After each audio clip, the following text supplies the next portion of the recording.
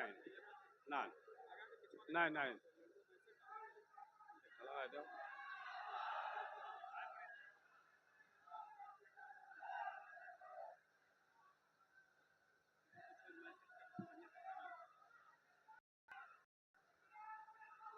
संविधान निर्माता बाबा साहब भीमराव अंबेडकर, डॉक्टर राम मनोहर लोहिया और समाजवादी पार्टी के संस्थापक श्रद्धेय श्री मुलायम सिंह यादव जी को श्रद्धा सुमन अर्पित करते हुए आज इस कार्यक्रम की अध्यक्षता कर रहे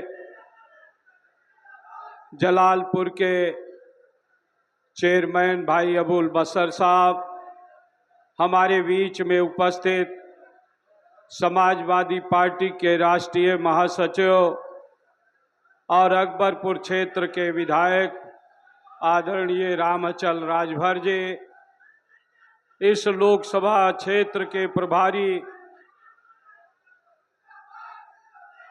जरा शांत रहे भाई, शांत रहें।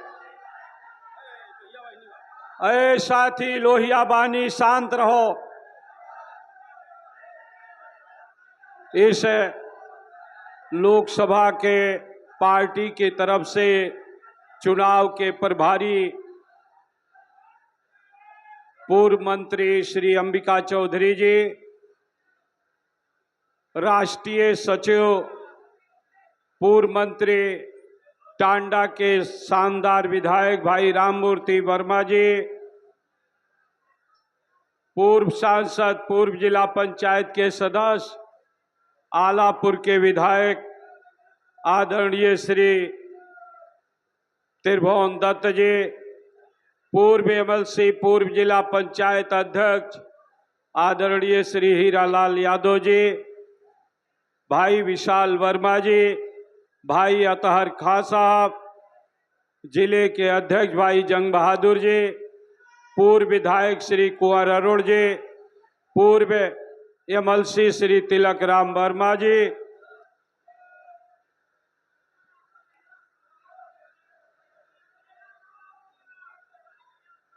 पूर्व विधायक श्री सुभाष राय जी, भाई राजेश सिंह जी, मोहम्मद एबाज जी, मुजीब अहमद सोनू जी, अनीसुर रहमान जी, हाजी अशफाक अंसारी जी, मुसाब अंजीब जी, नफीस अहमद जी, अविनाश चौधरी जी, कांग्रेस पार्टी के जिला अध्यक्ष भाई जितेंद्र वर्मा उर्फ अमित वर्मा जी, आम आदमी पार्टी के अध्यक्ष भाई सचिंद्र अंबेडकर जी, भाई अशोक सिंह जी, कपिल देव राजभर जी, अमित जायसवाल जी, मेराजुद्दीन जी, सीमा यादव जी, अंकित वर्मा जी, निखिल जायसवाल जी, नरेंद्र यादव जी, हमारे सभी पांचों विधानसभा क्षेत्र के 6 विधानसभा क्षेत्र के अध्यक्ष भाई सियाराम निषाद जी, अनिल निषाद जी, परवीण शर्मा जी, अखिलेश यादव जी, टांडा के भाई संदीप यादव जी, विभिन्न क्षेत्र के हमारे जिला पंचायत के सदस्यगण, प्रमुखगण तथा इस कार्यक्रम में आए हुए सभी सम्मानित भाइयों बहनों नौजवान दोस्तों, सबसे पहले मैं आप सभी लोगों का कि आप लोग भारी संख्या में यहाँ पर इकट्ठा हुए, इसके लिए मैं आप सभी लोगों का हृदय से स्वागत करता हूं, अभिनंदन करता हूं। साथियों, 25 तारीख को आप सभी लोगों को अपने वोट का प्रयोग करना है। मैं आप सभी लोगों से वोट की अपील करूं। हमारे राष्ट्रीय अध्यक्ष श्री अखिलेश यादव जी आपके बीच में कुछ चंद समय में ही आने वाले हैं। उनका विचार, यार इसको हटा दीजिए, अच्छा नहीं लगेगा। विचार आप सुनकर जाएंगे और उनके अपील पर आप कार्रवाई करने का काम करेंगे। मैं आप सभी लोगों से अपील करना चाहता हूं कि ये वोट का अधिकार हमें बड़े संघर्षों के बाद मिला है। हमारे देश के तमाम लोगों ने इस देश की आज़ादी की लड़ाई लड़ने का काम किया और आज़ादी के बाद हमारे देश के लोगों ने ये फैसला किया कि अब इस देश में राजा नहीं होंगे, इस देश में रानी नहीं होगी, बल्कि इस देश का राजपाट इस देश के जनता के हाथों में देने का फैसला करने का काम किया। और उसी के लिए हमारे देश के उन नेताओं ने जिन्होंने आज़ादी की जंग लड़ने का काम किया था, उन लोगों ने इस देश का संविधान बनाने का निर्णय लिया और संविधान सभा के सहमति से बाबा साहब भीमराव अंबेडकर को इस देश के संविधान का प्रारूप लिखने की जिम्मेदारी देने का काम किया गया। बाबा साहब भीमराव अंबेडकर ने अथक प्रयास करके इस देश को दुनिया का सबसे बेहतरीन संविधान देने का काम किया। आज उस संविधान के बदौलत ही हमारे जैसे किसान परिवार में पैदा हुए व्यक्ति को, जिसकी माँ बाप एक अक्षर भी नहीं पढ़े लिखे थे, उसी संविधान की देन है कि 6-6 बार विधानसभा में जाने का अवसर मिला आप सभी लोगों के बदौलत। साथियों, मैं ये भी निवेदन करना चाहता हूं कि हमारा संविधान सर्वधर्म समभाव की बात करता है।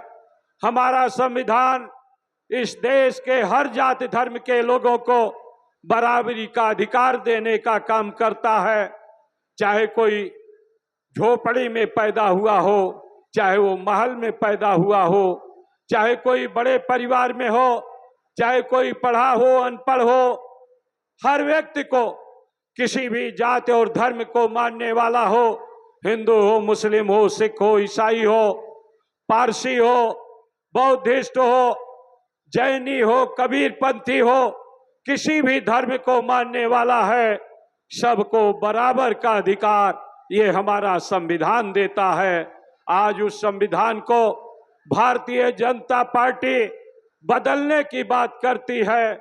इसलिए साथियों, मैं आपसे अपील करना चाहता हूं कि ये चुनाव केवल एमपी चुनने का चुनाव नहीं है, ये चुनाव केवल सरकार बनाने का चुनाव नहीं है, बल्कि ये चुनाव इस देश के बाबा साहब के संविधान को बचाने का चुनाव है, लोकतंत्र को बचाने का चुनाव है। ये मैं आपसे अपील करना चाहता हूं। इसलिए साथियों, हमें आप सब लोगों को एक होकर आज हर जात धर्म के लोगों को, जिस तरह से आजादी की लड़ाई लड़ी गई थी, हमारे देश के लोगों ने इकट्ठा होकर इस देश की आजादी की लड़ाई लड़ने का काम किया था।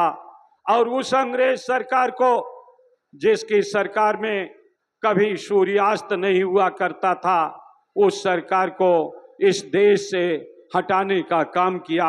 ये हमारे देश के लोगों ने जब इकट्ठा होने का काम किया था।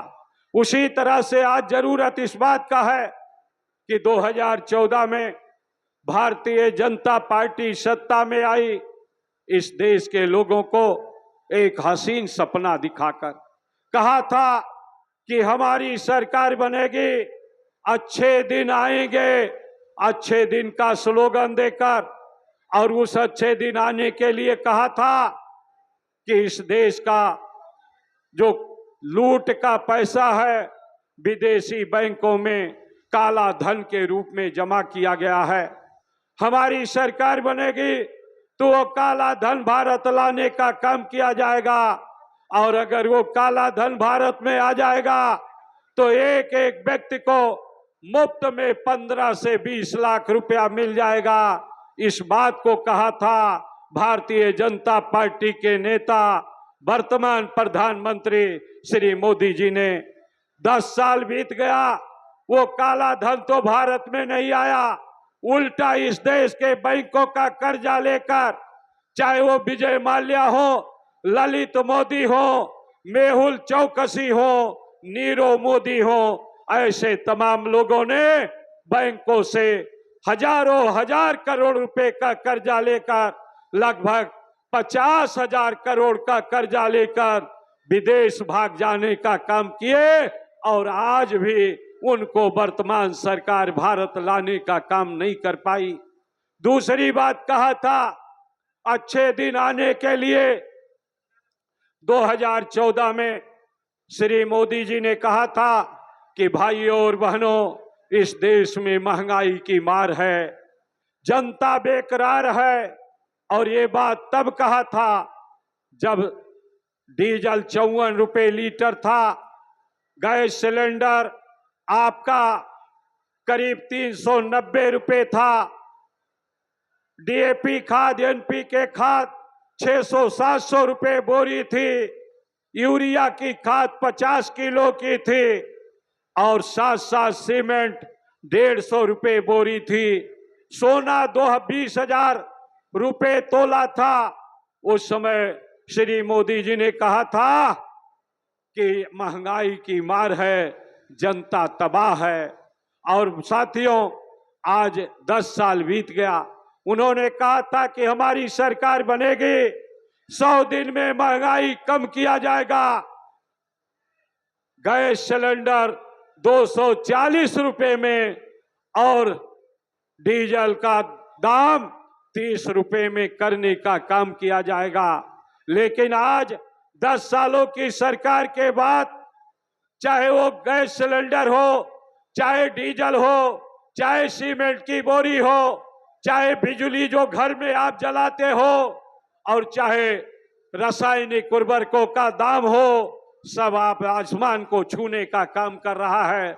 सोना 78,000 तोला पहुंच गया है, रुपए का अवमूल्यन हुआ है। ऐसी स्थिति में उनका ये भी वादा पूरा नहीं हुआ है।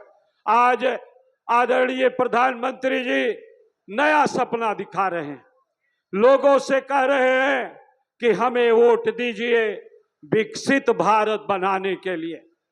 विकसित भारत का सपना दिखा रहे हैं और कह रहे हैं कि हमें भारत को 2047 तक विकसित भारत बनाना है।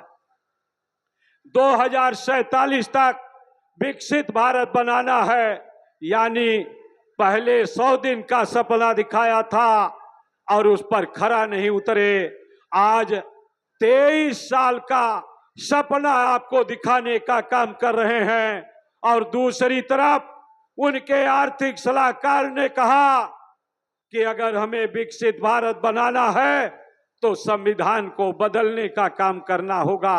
इस बात को कहा मोदी जी के आर्थिक सलाहकार ने, और उनके तमाम सांसदों ने, मंत्रियों ने ये कहना शुरू कर दिया कि हमें 400 सीटें इसलिए चाहिए कि जिससे हम भारत का संविधान बदल सकें। इसलिए साथियों, मैं आपसे अपील करना चाहता हूं, जो संविधान बदलना चाहते हैं, जो लोकतंत्र मिटाना चाहते हैं, इनके एक सांसद ज्योति मिर्धा जो राजस्थान की हैं, उन्होंने कहा कि हमारी 400 सीटें आ जाएंगी तो हम संविधान भी बदलेंगे और हम पिछड़ों और दलितों का आरक्षण भी मिटाने का काम करेंगे।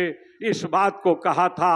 इसलिए साथियों, मैं आप सभी लोगों से अपील करना चाहता हूं कि आप सब लोग एकजुट होकर इस बात का ऐलान करिए कि जो संविधान बदलना चाहते हैं उन्हें हम 2024 में बदलने का काम करेंगे। ये आपसे अपील करना चाहता। सहमत है आप लोग? ये बात से सहमत हो तो जरा हाथ उठाइए। बहुत बहुत धन्यवाद साथियों। इस तरह से ये आज जो संविधान बदलने की बात कर रहे हैं, हमें उनको बदलने का काम करना होगा। दूसरा, मैं आप सभी लोगों से निवेदन करना चाहता हूं कि आज जब ये बात दिखाई पड़ने लगा और जनता भारत का संविधान बचाने के लिए एकजुट होती दिखाई पड़ी, हर जात धर्म के लोगों ने इकट्ठा होकर जब आगे आने का काम किया, पहले राउंड, दूसरे राउंड और तीसरे राउंड का चुनाव देखने के बाद अब भारतीय जनता पार्टी के लोग ये कहने लगे कि हम संविधान नहीं बदलने जा रहे हैं। साथियों, बिना संविधान बदले हुए भी,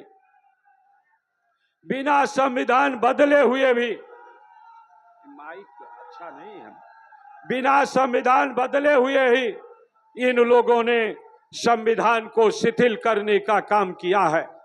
चाहे वो पिछड़ों और दलितों का आरक्षण हो, 69,000 शिक्षकों की भर्ती हुई, उसमें पिछड़ों का 15,000 पद और अनुसूचित जात का 3,084 पद इस भारतीय जनता पार्टी की सरकार ने हजम कर जाने का काम किया है।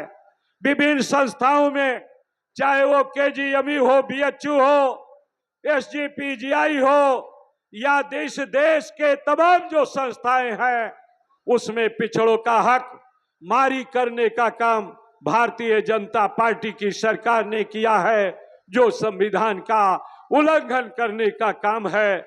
आज जिस तरह से विपक्ष के नेताओं को भारतीय जनता पार्टी की सरकार उनको प्रताड़ित कर रही है, झूठों मुकदमों में फंसाकर उनके साथ अन्याय कर रही है, चुनाव में जिस तरह से हमारे लोगों को नामांकन, कुछ लोग निर्दल नामांकन करना चाहते थे, प्रशासन ने उनको फार्म नहीं खरीदने दिया।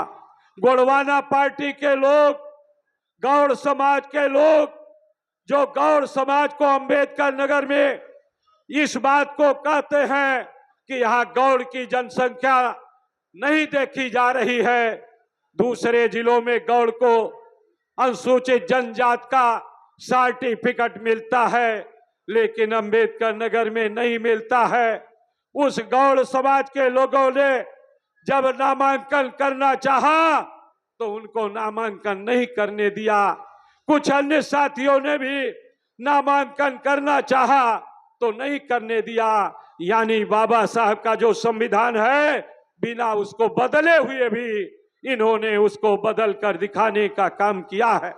आज अंबेडकर नगर जिले में जो बुनकर समाज है, जिसको आदरणीय श्री मुलायम सिंह यादव जी ने अपनी सरकार में बिजली का रियायत देने का काम किया था, फिक्स रेट निर्धारित किया था, परत पावर लूम 65 रुपए निर्धारित करके बुनकर का उत्थान करने का काम किया था, उनकी हालत सुधारने का काम किया था।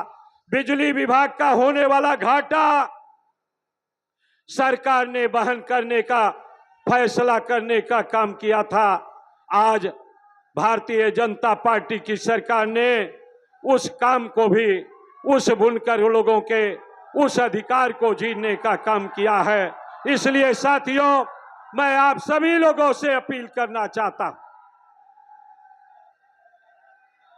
आप सभी लोगों से ये अपील करना चाहता हूं कि इस बात को ध्यान में रखिए कि हमारे नेता श्री अखिलेश यादव जी ने कहा है कि जब हमारी सरकार बनेगी फिर से बुनकर भाइयों को 65 रुपए प्रति पावर लूम बिजली मुहैया कराने का काम किया जाएगा। इस बात का ऐलान किया है 300 यूनिट तक घरेलू बिजली को माफ करने का काम किया जाएगा और इस केंद्र में सरकार बनने पर इस अंबेडकर नगर में एम्स की स्थापना करने का काम किया जाएगा। इस बात को ऐलान किया गया है। साथियों, मैं आप सभी लोगों से निवेदन करना चाहता हूं कि काफी अरसे से मैं आप सभी लोगों के बीच में जाने का काम कर रहा हूं, लेकिन आप सभी लोगों के गांव में लंबा क्षेत्र होने के कारण नहीं पहुंच पाया हूं। आप सभी कार्यकर्ता साथियों से ये निवेदन करना चाहता हूं कि आप सभी लोग लालजी वर्मा बनकर गांव-गांव, घर-घर पहुंचकर और बड़े-बड़े लोगों का, अडानी का, जो अडानी 2014 में इस देश में 437वें नंबर का दुनिया में अमीर थे, मोदी जी के 10 साल की सरकार में वो अडानी दूसरे और तीसरे नंबर का अमीर बन गया। कैसे बन गया, इस बात को मैं भारतीय जनता पार्टी से पूछना चाहता हूं। भारतीय जनता पार्टी पूंजीपतियों की पार्टी है और इसलिए आज देश नहीं, दुनिया की सबसे अमीर पार्टी केवल 10 साल में भारतीय जनता पार्टी बन गई है। इस तरह कि इन्होंने इलेक्टोरल बॉन्ड के माध्यम से बीफ कंपनियों से, गऊ का मांस निर्यात करने वाली कंपनियों से भी चंदा लेने का काम किया। इन्होंने ट्रांसमिशन कंपनी से भी चंदा लेने का काम किया। शराब का व्यवसाय करने वाले लोगों से भी, जिसके नाम पर आम आदमी पार्टी की सरकार के कई मंत्रियों को जेल में डालने का काम किया, उनसे भी चंदा लेने का काम किया है। वो भारतीय जनता पार्टी, कांग्रेस पार्टी ने 55 साल की सरकार में किसी भी जिले में उनका स्वयं का कार्यालय नहीं बन पाया, लेकिन भारतीय जनता पार्टी का 10 साल की सरकार में पूरे देश के हर जिलों में कम से कम 10 करोड़ का आलीशान कार्यालय दिखाई पड़ रहा है। ये इस देश के लूट का पैसा है। इसलिए साथियों, इस लूट को बंद करने के लिए आप सभी लोगों को आज तैयार हो जाना है और 25 तारीख को साइकिल की बटन दबाकर इस देश में इंडिया गठबंधन की सरकार बनाने का काम करना है, ऐसा आपसे अपील करना चाहता हूं। साथियों, मैं आप सभी लोगों से ये भी अपील करना चाहूंगा कि आज जिस तरह से भारतीय जनता पार्टी पूंजीपतियों के पैसे का दुरुपयोग कर रही है, लोगों को लालच देने का काम कर रही है, लेकिन मुझे विश्वास है कि अंबेडकर नगर की जनता, जो डॉक्टर राम मनोहर लोहिया की धरती रही है, जो श्री जयराम वर्मा जी, श्री राम जी, श्री रामचंद्र आजाद जी जैसे लोगों की धरती रही है, जहां ईमानदारी के साथ लोगों ने राजनीति करने का काम किया, वो धरती के लोग किसी पिस्टल और किसी राइफल को बर्दाश्त करने का काम नहीं करेंगे। ये भी मैं आपसे अपील करना चाहता हूं। आज आपको मैंने सुना कि कुछ लोग राइफल लेकर, कुछ लोग पिस्टल लेकर आपको डराने धमकाने का भी बात करते हैं, लेकिन समाजवादी पार्टी का कार्यकर्ता चट्टान की तरह मजबूत है, वो किसी के सामने झुकने वाला नहीं है। इस बात को मैं कहना चाहता हूं। और 25 तारीख को साइकिल की बटन दबाकर निश्चित रूप से इस जिले में विकास का नींव रखने का काम करेगी और जमीन कब्जा करने वाले लोगों को सबक सिखाने का काम करेगी। ऐसा मैं अपील करते हुए आप सभी लोगों का हृदय से आभार व्यक्त करते हुए, बहुत बहुत आभार व्यक्त करते हुए अपनी बात को इस अपेक्षा के साथ कि आप सभी लोगों का प्यार और स्नेह मुझे जो मिलेगा, मैं विश्वास दिलाना चाहता हूं, उसका मैं निश्चित रूप से आप सभी लोगों का पूरी ताकत के साथ आप सब लोगों का हृदय से आभार व्यक्त करते हुए और ये विश्वास देते हुए कि समय आने पर चक्रवृद्धि ब्याज सहित आपका सम्मान लौटाने का काम करूंगा, ऐसा अपील करते हुए अपनी बात को विराम देता हूं। धन्यवाद। जय भीम, जय समाजवाद।